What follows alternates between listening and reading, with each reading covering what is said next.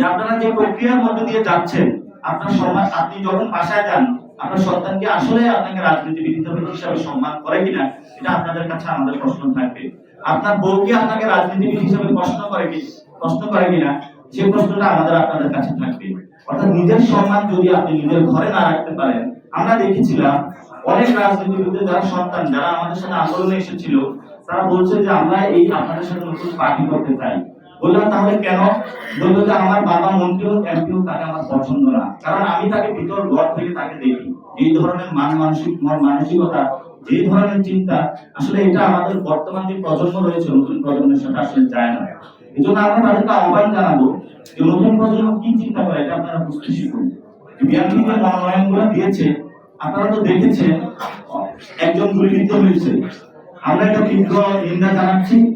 এবং আপনারা দেখেছেন রোড ব্লক হয়েছে এবং রাস্তায় আগুন জ্বলেছে। আগুন জ্বলবে তো চুলায়, আগুন কেন রাস্তায় জ্বলবে? তারপর আমরা দেখেছি রোড ব্লক হয়েছে, রোড ব্লক কেন করতে যাবেন?